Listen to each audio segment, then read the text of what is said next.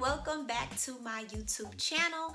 Y'all, I feel like I have not been on here in forever. I know it hasn't been forever, but it just feels like that to me.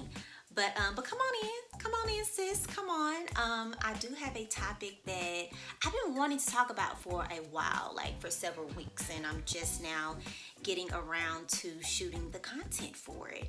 But let's talk about sex. Let's get into, if you're currently single and you are, maybe you're celibate, maybe you're like, you know what, I tried the whole having sex before marriage and I don't want to do things like that anymore. Well, maybe this conversation is for you.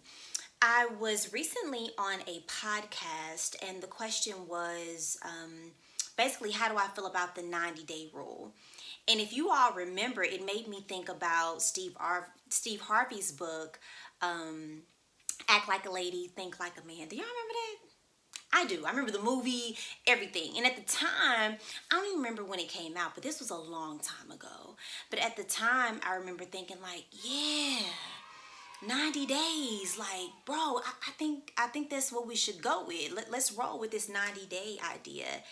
And what I've realized over time, I think in the book he compared it to the company Ford. I could be wrong. Y'all, it's been 11 days since I've seen that movie. But he said that in the book, hey, Ford gives its employees, like, you have to work 90 days before you can ever receive benefits. You have to at least work 90 days.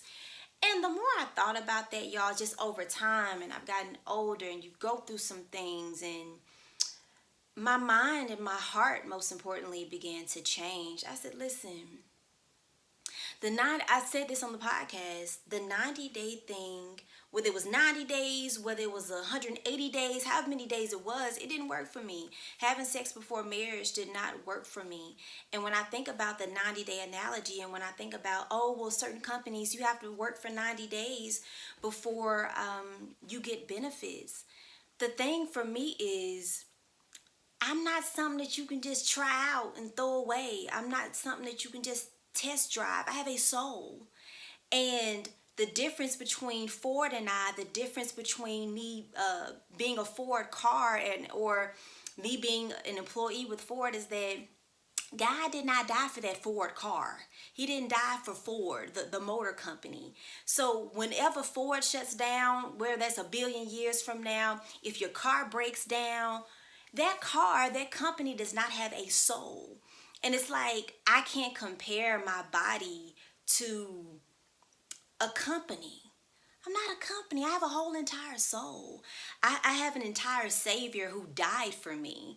And I don't have to operate that way. And so for me, my whole mindset changed. And I was like, I don't want to do things like that anymore. I don't want to test things out and see if they work. And that's not, my heart began to change. And my desire began to be, hey, I really would like for whoever my husband is, for us to wait until we get married to have sex. Like, and it may seem crazy, it may seem bizarre. And even on the podcast, it was like, okay, well, what if you wait until you're married and you find that you're not satisfied with this man? And to me, here's the thing, and I said this may seem crazy, but I just feel like that's something I pray about as well. When I pray for, hey, God bless me with my husband, I also ask that he includes all of the things that he knows that I like. I ask that he makes us a great pair sexually, not just spiritually, emotionally, not for us to just be able to come together for purpose, because marriage is so much bigger than sex. But I ask, hey, bless me with a partner that even gets me sexually. Like, he created sex. So I think sometimes we don't even think to pray about stuff like that. I certainly didn't in the past, but we didn't create sex. Like, God created sex, and he wants to hear from you, and he wants you to be with somebody that you are compatible with sexually as well. I just believe sometimes we don't believe that. We believe, oh, if I wait and I get married, I'm going to be disappointed, when that doesn't have to be the case at all. I feel that there is a benefit in waiting and being with someone and growing with someone and getting married to someone that you didn't have sex with previously, and for you all to have that bond together and that discipline together. Cause sis, what if you marry this man and a month later, God forbid, he's in a terrible accident, he can't even have sex with you?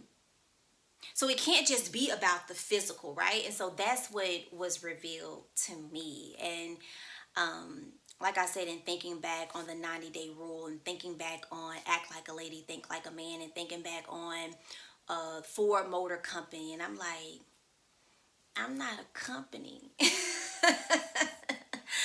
I'm not something to be test driven out. Like, nah. So anyway, I hope that you all have enjoyed this video. I would love to hear your thoughts and hear your comments, like I said. And that's a personal choice. It still is a decision. If you don't want to have sex before marriage or whatever you decide, it's just something for me that over time I've grown to my heart has grown to change towards that. So, but anyway, I hope that you all have enjoyed this video. I talk about this also in my book, Sis You Got This, The Art of the Breakup. Click, like, share this video, subscribe, and I hope that you all are staying safe. The numbers are steady going up with this virus, so I am praying for us all for sure. But anyway, have a great day, and I will talk to you guys soon. Bye.